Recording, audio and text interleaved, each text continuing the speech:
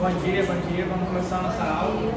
Em primeiro lugar, agradecer a Deus que em meio a esse tornado aí, essa previsão monstruosa de chuva, graças a Deus estamos todos com saúde aqui, conseguimos chegar aqui, poder ouvir a palavra do Senhor, depois estar cultuando a Deus. E a nossa cidade não foi tão afetada, né? Mas nesse período agora, porque anteriormente, nas últimas chuvas, a gente também foi bem castigado. E graças a Deus agora veio a menos pra gente, mas tem bastante gente sofrendo aí fora. Colegas que moram lá na região serrana, vários lugares lá passando por necessidades muito difíceis lá, né? Essa chuva aí mudou muitos lugares e a gente, graças a Deus, aqui não sofremos tanto com ela. Então, em primeiro lugar, agradecer a Deus aí pela nossa saúde, por Ele nos trazer aqui em segurança, poder ser abençoado com essa aula. É muito bom poder aprender, poder receber essa palavra, essa água viva, né, que nos alimenta e que nos enche de alegria, e saber que essa palavra crescerá dentro da gente e a gente daqui a pouco está abençoando os outros, abençoando os próximos irmãos com essa palavra, que a gente venha alcançar muitas vidas lá fora. E que Ele abra nossa mente, nosso coração, que a gente receba e consiga compreender todas as palavras dele aqui nessa aula. Te agradecemos, Pai, em nome de Jesus. Amém. Irmãos, dando continuidade ao nosso livro, Os Decretos e as Obras de Deus, entramos na última parte, que é a exaltação de Cristo. E a gente vai dividir em duas partes. A primeira parte ficou para mim, que é o sacerdote real e a redenção glorificada. E a segunda parte ficou para o pastor, que vai ser semana que vem. E o nosso texto básico é o Salmo 110, versículo 1. Os irmãos puderem... Não precisa nem abrir a Bíblia, está aqui no... Pode acompanhar aqui. Eu botei na versão diferente. Botei na NVI, que é... Eu acho uma linguagem um pouco mais simplificada para a gente conseguir entender. Assente-se à minha direita, até que eu faça dos seus inimigos um estrado aos seus pés. É um salmo Davi. E Jesus, ele é o nosso rei sacerdote, né? E ele cita várias vezes esse salmo no Novo Testamento. E para mostrar que ele é mais que um simples descendente de Davi, mas é o próprio Filho de Deus, é o Messias que está assentado à direita de Deus Pai. O resto do salmo fala sobre a sua autoridade, o seu papel de juiz e sobre o povo que o seguirá. E assim a gente vai começar a nossa aula de hoje.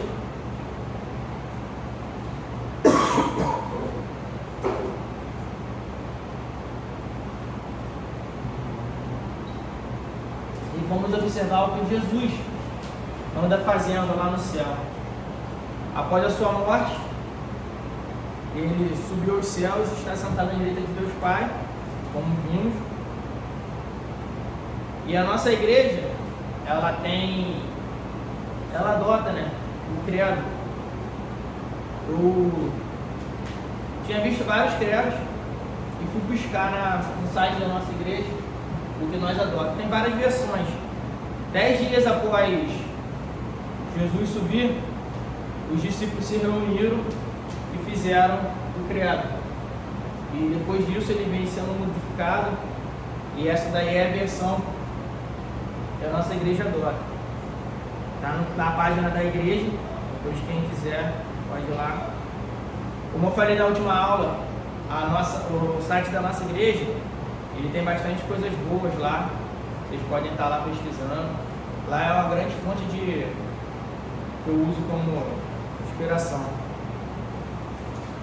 E o credo que a gente adota é: creio em Deus Pai Todo-Poderoso, Criador do céu e da terra, e em Jesus Cristo, seu único Filho, nosso Senhor, ao qual foi concebido por obra do Espírito Santo, nasceu da Virgem Maria, padeceu sob Pôncio Pilatos, foi crucificado, morto e sepultado, e ao terceiro dia ressuscitou dos mortos, subiu ao céu e está sentada à destra de Deus Pai Todo-Poderoso, de onde há de vir julgar os vivos e os mortos.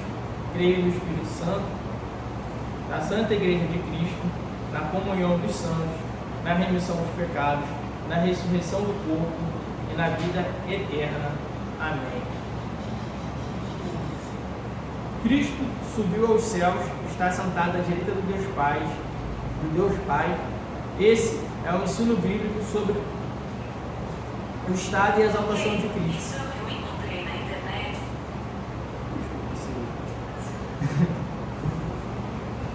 E quando, porém, perguntamos o que Cristo está fazendo no céu, pensamos que ele está lá parado, olhando as coisas acontecerem, só vendo o tempo passar, esperando a hora dele vir para julgar. Mas não, irmãos. Ele está lá de cima, reinando em plenitude, em uma atividade constante. Ele continua nos guardando desde o momento da sua crucificação, desde o momento que ele ressuscitou até hoje. Ele governa e intercede por nós. E para dar início no governo de Cristo, que é o nosso próximo tema, antes de começar, gostaria que o irmão também viesse comigo, Filipenses 2, 5 a 11.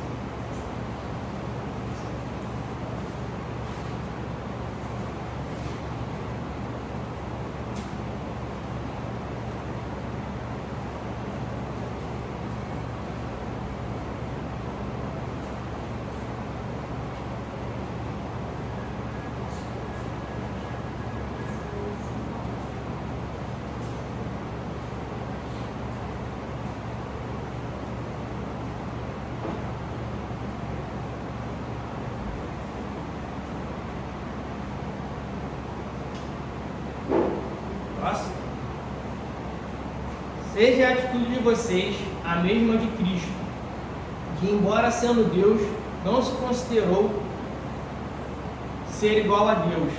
Era algo que a vida a que devia se apegar, mas esvaziou-se a si mesmo, vindo a ser servo, tornando-se semelhante ao homem e sendo encontrado em forma humana. Humilhou-se a si mesmo e foi obediente até a morte, e morte de cruz. Por isso Deus o exaltou à mais alta posição e lhe deu o nome que está acima de todo nome, para que ao nome de Jesus se dobre todo o joelho, no céu, na terra e debaixo da terra, e toda língua confesse que Jesus Cristo é o Senhor, para a glória de Deus Pai. Irmãos, Adão pecou no Éden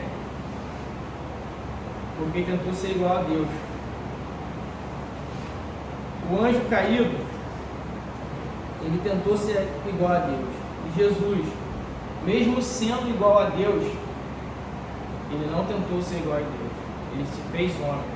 Ele nos deu o exemplo do que é obediência. E por isso ele foi exaltado. E ele levou sobre si os nossos pecados. E ele lá em cima, hoje intercede por nós. Ele continua, desde o momento que ele veio até hoje, intercedendo por nós.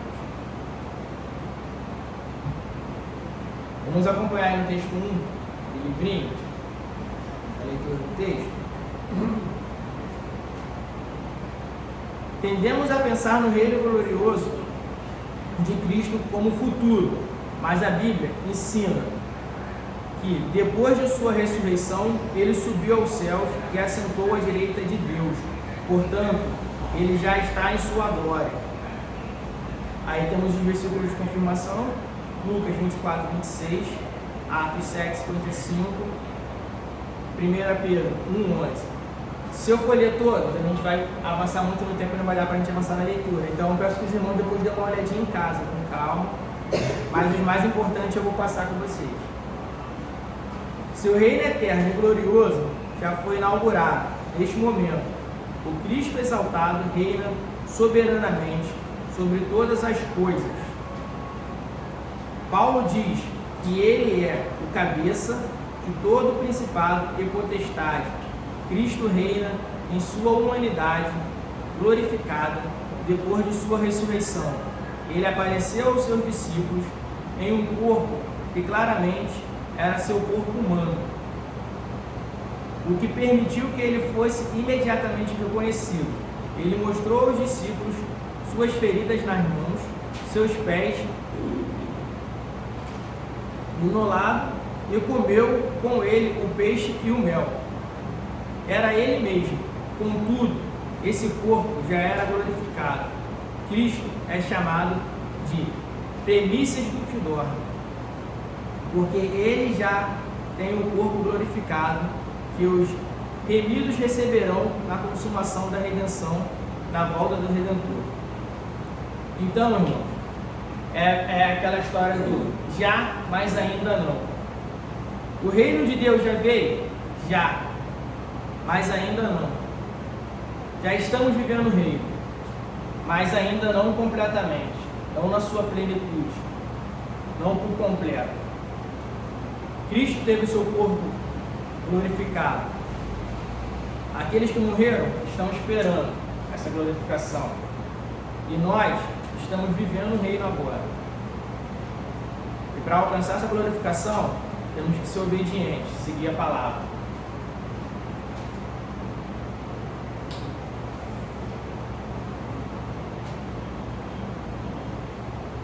O já e ainda não, essa é a expressão que os teólogos usam para dizer que o reino de Cristo já foi instaurado. Quando ele exerceu seu ministério terreno, está sendo desenvolvido agora, mas ainda não alcançou sua plenitude ou consumação, o que ocorrerá no dia da volta de Cristo, quando a história chegará ao fim e os redimidos viverão com ele eternamente no seu reino.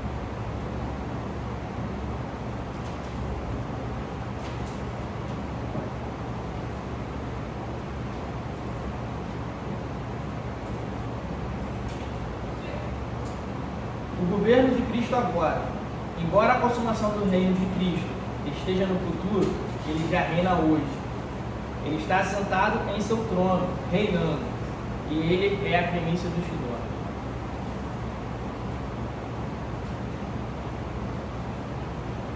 Paulo fala pra gente que lá em Coríntios, primeira carta de Coríntios 15 e 20,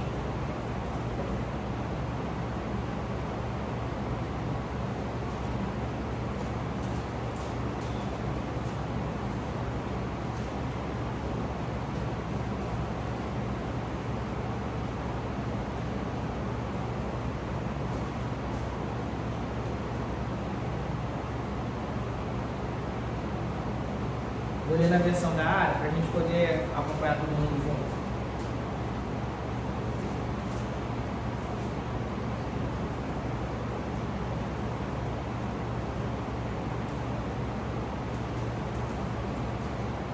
Vamos todos juntos? A gente acordar? Amém? Amém. Mas de fato, Cristo ressuscitou dentre os mortos, sendo ele as primícias do que dorme. Então, ele foi o primeiro, e ele virá para julgar aqueles que serão glorificados com ele. Tem alguém do CTEB aqui? Não, né? O CTEB está lá acontecendo agora. Ah, já fez. Não, é porque o Tom pediu para avisar, eu esqueci.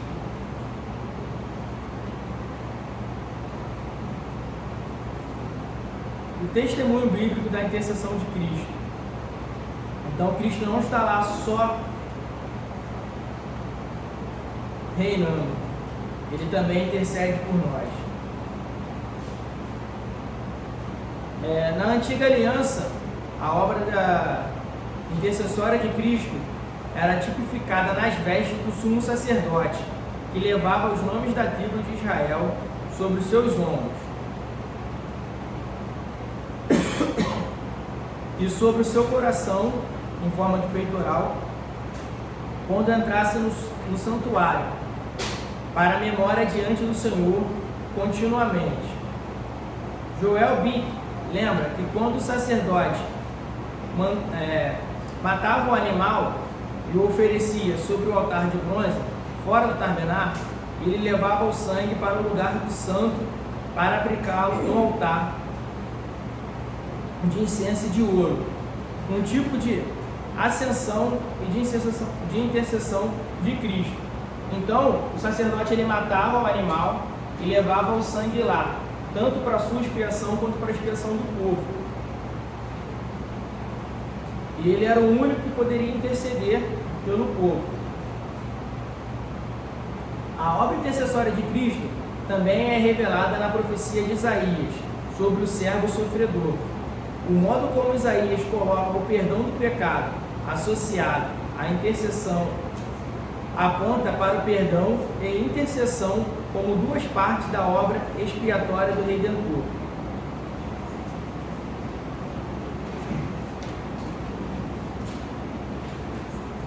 Levou sobre si o pecado de muitos e pelos transgressores intercedeu. Isaías 53, 12.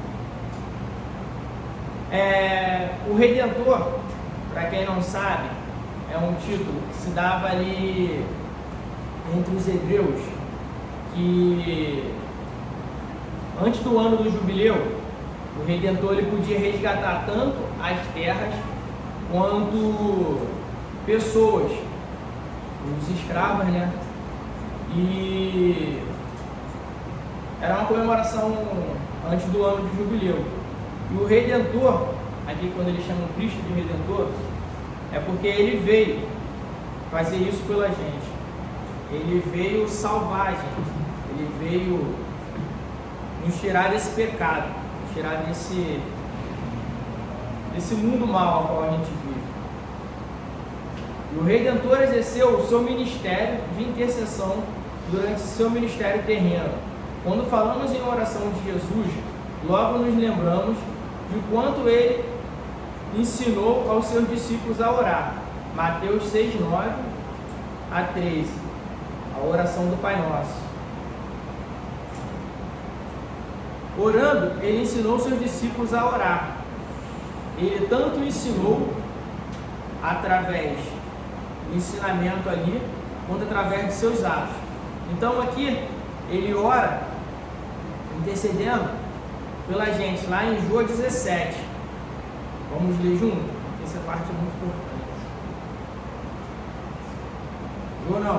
João 17.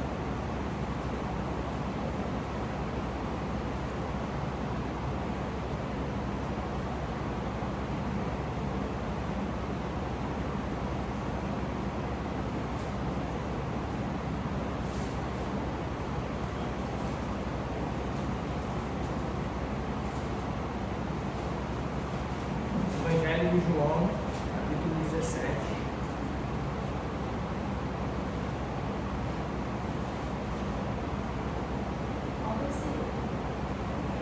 Ele todo.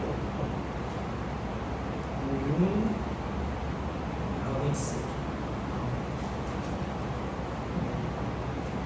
Tendo Jesus falado essas coisas, levantou os olhos aos céus e disse: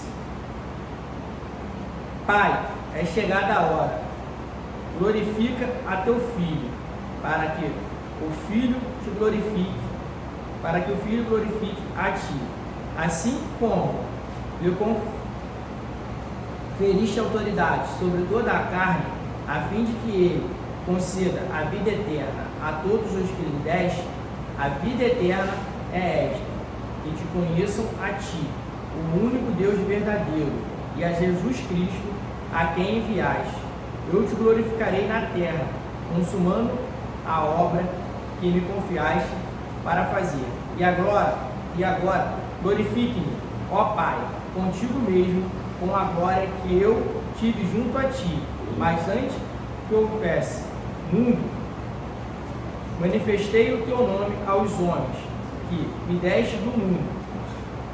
Era teus, tu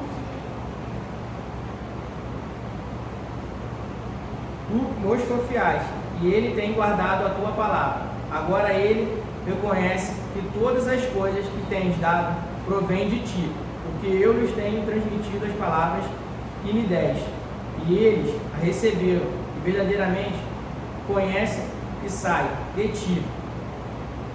E creram que tu me enviaste, e por eles que eu rogo. Não rogo pelo mundo, mas por aqueles que me deste, porque são teus. Ora, todas as minhas coisas são tuas, e as tuas coisas são minhas, e nele eu sou glorificado. Não estou no mundo, mas ele continua no mundo, ao passo que eu vou para junto de ti. Pai Santo, guarda-os em teu nome que me deste, para que eles sejam um, assim como nós. Quando eu estava com eles, guardava-os no teu nome que me deste, e protegia-os, e nenhum deles se perdeu, exceto o filho da perdição, para que se cumprisse a escritura. Mas agora vou para junto de ti, e em ti falo no mundo, para que eles tenham o meu gozo completo em si mesmo. Eles, tendo dado a palavra, e ao mundo os odiou, porque eles não são do mundo, como também eu não sou. Não peço que os tire do mundo, e sim que os guarde do mal. Eles não são do mundo, como também eu não sou. Santifica-os na verdade, a tua palavra é verdade. Assim como tu me enviaste ao mundo, também eu os enviei ao mundo. E a favor dele, eu me santifico a mim mesmo, para que eles também sejam santificados na verdade. Não rogo somente por este, mas também por aqueles que vierem a crer em mim, por intermédio de sua palavra, a fim de que todos sejam um, e como és tu, ó Pai, em mim e em ti, também seja ele em nós, para que o mundo creia que tu me enviaste, eles tendo transmitido a glória que tens dado, para que seja um como nós o somos, eles e tu em mim, a fim de que sejam aperfeiçoados na unidade, para que o mundo conheça que tu enviaste e os amaste, como também amaste a mim. Pai, a minha vontade é que, onde eu estou, estejam também contigo os que me deste, para que sejam a minha glória que me conferiste, porque me amaste antes da fundação do mundo. Pai justo, o mundo não te conheceu, eu, porém, te conheci, e também estes compreenderam que tu me enviaste. Eu lhe fiz conhecer o teu nome, e ainda o farei conhecer, a fim de que o amor com que me amaste esteja nele, e eu neles esteja. Então aqui fica bem clara a intercessão de Jesus por nós. Não só aqueles que estavam ali com ele, mas aqueles que ainda iam crer em Jesus. Não só aquele que ele estava ali rogando, mas todos nós que fomos alcançados por essa palavra. Então Jesus aqui deixa bem claro a sua intercessão. Que para ser um com o Pai, é necessário ser um com Ele. Crer nessa palavra. E Ele intercede por isso. Está muito rápido? Está confundindo a cabeça?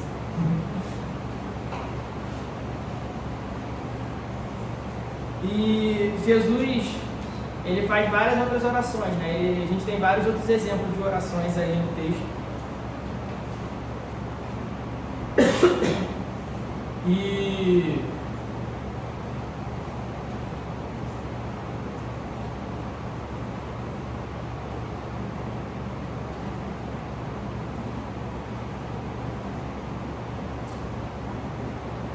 Cristo é aquele que não tem suas palavras registradas.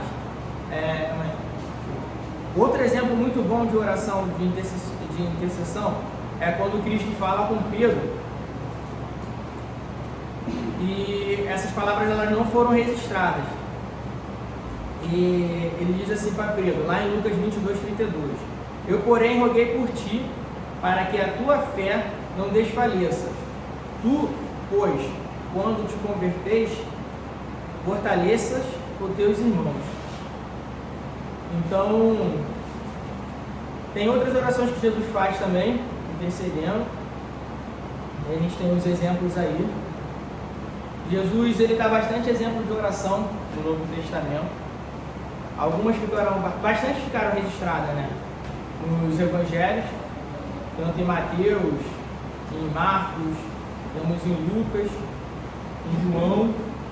Aí depois, se os irmãos puderem dar uma lida com mais calma em casa, acho que vocês marquem aí para ler. E voltando ao texto de João aqui, né? Eu acabei esquecendo. Esse livrinho do Bispo Roberto, que o pastor distribuiu no início do mês pra gente, acho que é na primeira ou na segunda oração, lá ele fala: se a gente está agradando todo mundo, a gente está vivendo de alguma forma errada, porque a gente não faz parte desse mundo. Então, é uma ótima forma da gente policiar. Se em todo lugar que a gente chega, a gente é bem chego, todo mundo olha pra gente assim, com essa forma agradável que o mundo tem, se todo churrasco, bebida, o pessoal não olha pra você de forma diferente, então a gente está vivendo o Evangelho de forma errada. Um exemplo disso foi no churrasco, teve a despedida do comandante meu, sexta-feira agora, e o fato da gente não beber incomoda quem bebe. Só o fato da gente não beber. Você pode estar no local, pode estar ali se divertindo, mas o fato de você não beber, tu já está incomodando quem bebe. Então, eu me senti... Eu lembrei da palavra do bispo na hora, né? Porque esse incomodar... Surge piadinhas, coisas desagradáveis no momento, mas eu lembrei da palavra do bispo e vi, pô, legal, estou vivendo o Evangelho da forma certa. Então, vamos ter aflições, mas Jesus está intercedendo pela gente. Amém. Ele continua lá de cima, olhando por nós, até o momento da sua volta. Amém. E João também fala que depois da sua exaltação, Cristo continua a exercer seu ministério de forma de intercessão, né, a favor do seu povo, de acordo com João. Cristo é o nosso advogado junto ao Pai. Aí temos o exemplo disso lá na carta de 1 João 2:1. Paulo também ensina que Jesus está presente e ele intercede por nós, pelos eleitos de Deus, em Romanos, na carta de Romanos. E o autor de Hebreus afirma que o nosso sumo sacerdote é o único, perfeito e vive para sempre, para interceder por nós, lá em Hebreus 7:25.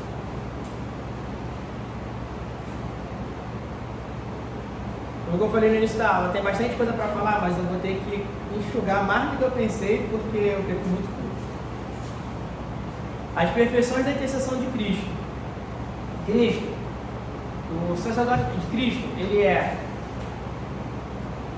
santo, celestial, perpétuo, revestido da autoridade, legal, protetora, pessoal, eficaz, particular, abrangente, compassivo e único.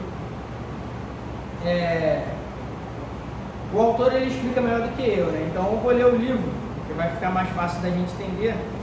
Não vou entrar muito a fundo por causa do tempo. A primeira aí é: a intercessão sacerdotal de Cristo é santa, pois ele é sem pecado. Hebreus 4:15. É santo, inculpável, sem mácula, separado dos pecadores. A segunda, celestial. A intercessão sacerdotal a intercessão sacerdotal de Cristo é celestial, isto é feito pelo Verbo encarnado e exaltado à direita de Deus Pai. É perpétua. A intercessão sacerdotal de Cristo é perpétua. O sacerdote da antiga aliança tinha seus ministérios interrompidos pela morte, mas o ministério da intercessão de Cristo é perpétuo. Ele morreu, ressuscitou e está lá no céu olhando por nós.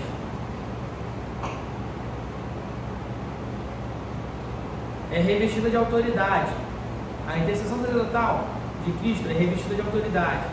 Ele intercede ao Pai e o ofício do mediador com autoridade divina, tendo realizado a redenção pelo seu sangue. A intercessão sacerdotal de Cristo é legal. Ela estabelece com base na obra da expiação a justificação dos eleitos. A intercessão de Cristo, sacerdotal de Cristo, é protetora.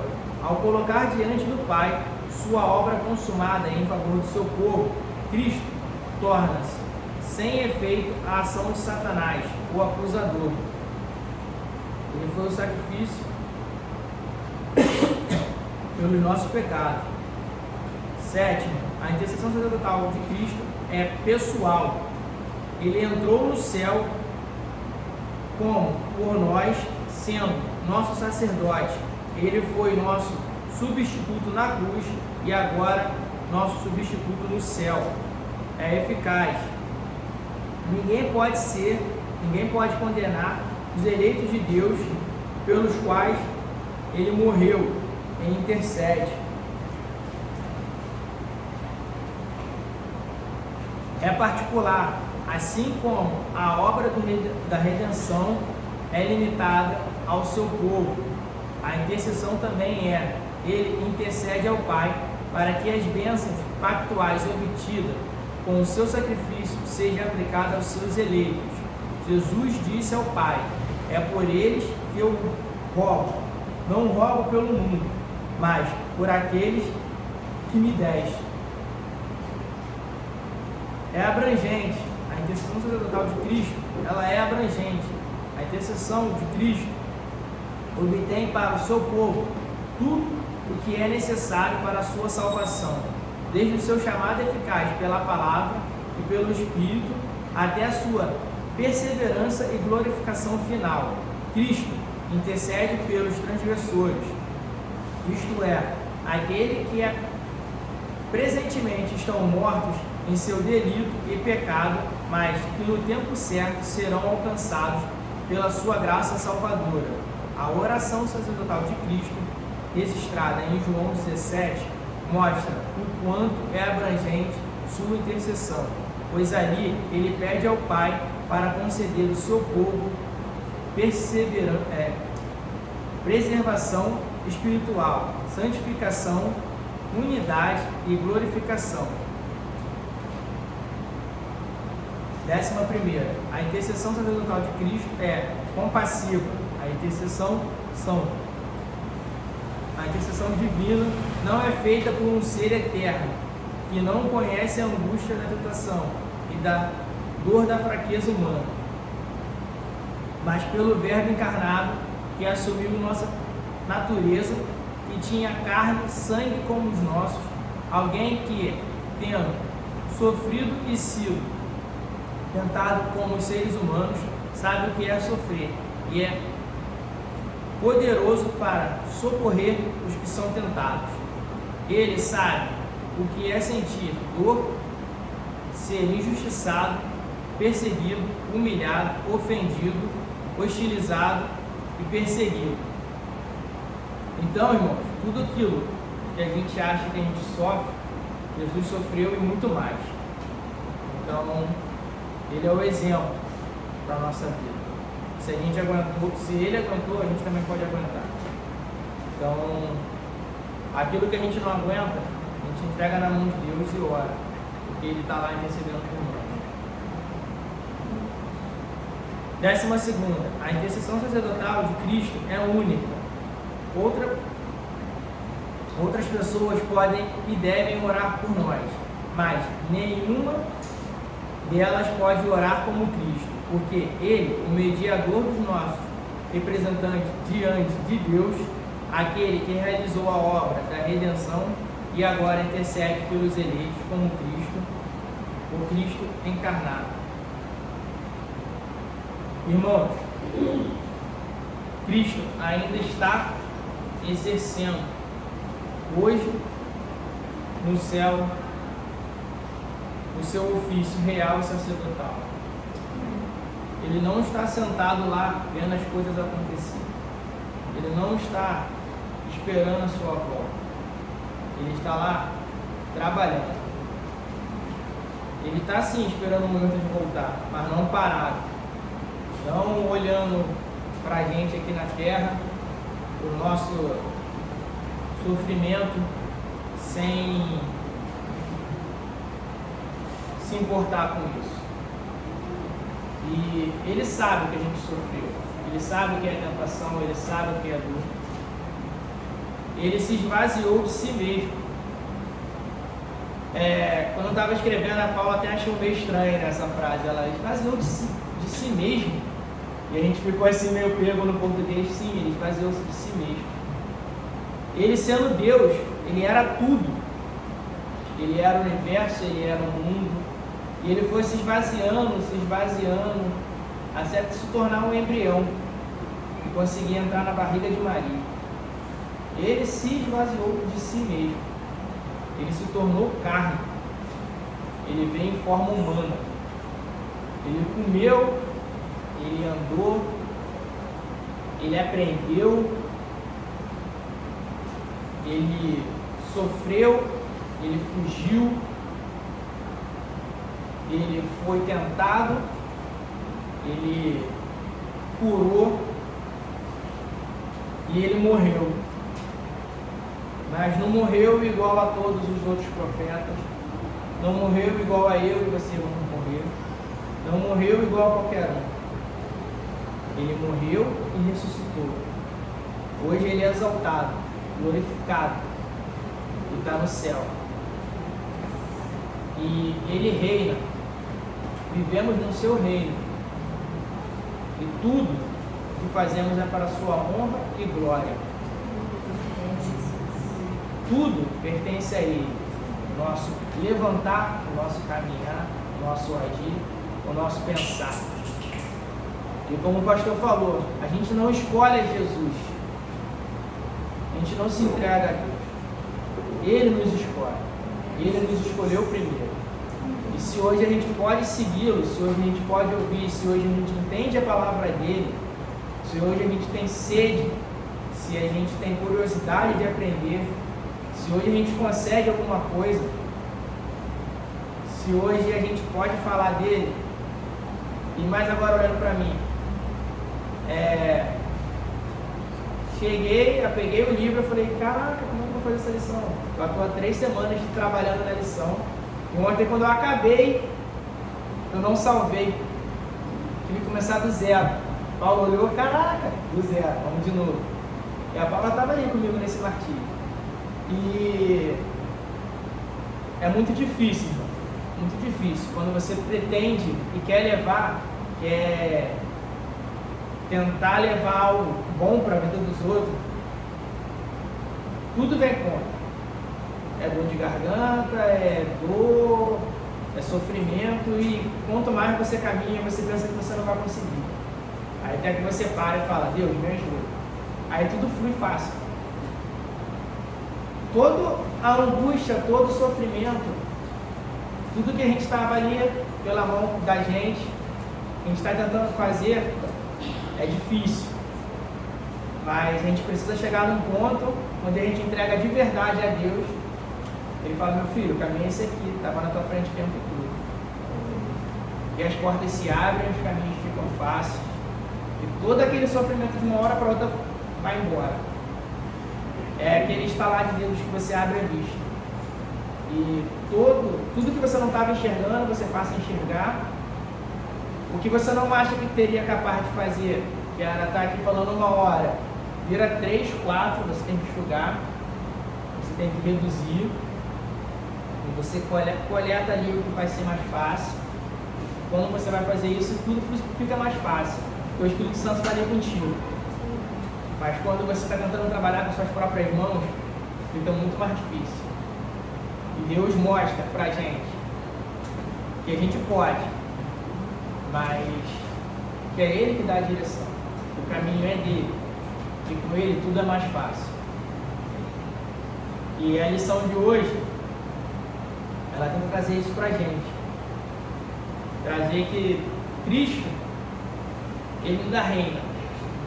Ele mesmo nos nossos piores momentos, Ele continua controlando a nossa história. Que apesar das guerras, das pessoas morrendo, Ele tem um plano, e esse plano vai ser consumado. E o grande dia, o Senhor Ele vai chegar. E se a gente olhar para a história, a gente vê que já estamos quase próximo do fim. Já estamos vivendo próximo do fim. Já estamos vivendo no limite ali da volta de Cristo. E não podemos ser como aquelas noivas imprudentes. Temos que estar preparados. Temos que estar prontos para a volta do nosso noivo. Temos que estar com o nosso coração firme, regado, e com a palavra viva dentro de nós. E para a aplicação da nossa aula, irmão, pedir que todos nós, quando chegar em casa, refletisse 5 minutinhos, pegasse todas as nossas angústias, tudo aquilo que a gente acha que não pode, entregasse ali na nossa mão, tirar da nossa mão, né? Entregar na mão de Deus, contar para Ele mesmo, de boca aberta. Muitas das vezes a gente ora pra gente, a gente não fala. Vamos falar, Deus está ali ouvindo. Não se importa com o que vão pensar da gente. Ah, o maluco está falando sozinho. Não, estou falando com Deus. Quando a gente fala com Deus, quando a gente bota para Ele ali, Ele já sabe do que a gente quer, do que a gente precisa. Mas Ele gosta de ouvir. É por isso que Ele escolheu um povo. É por isso que Ele protege esse povo. É por isso que Ele deu o Filho dele por esse povo. Porque Ele nos amou. Ele nos ama. E nos amará para sempre, porque Ele é eterno. Alguma dúvida? Ficou alguma coisa? Então a gente tem 10 minutinhos para tomar um café, voltar para o nosso culto. E antes da gente parar, agradecer aí a Deus. Muito obrigado, Pai. Muito obrigado por essa palavra, Pai. Obrigado por me capacitar em ouvir essa palavra, Pai. Muito obrigado por abrir nossos olhos, Pai, abre o nosso coração, Pai, guarda essa palavra, Pai. E a gente vai aplicar, Pai, tudo aquilo aqui ensinado, Pai. Nos prepara para um culto abençoado, Pai. Traga sobre si a sua palavra, Pai, sobre nós a sua palavra, Pai. Continua abençoando o pastor, Pai, para que ele venha poder nos dar essa palavra maravilhosa, Pai. Que o nosso culto seja abençoado, em nome de Jesus. Amém.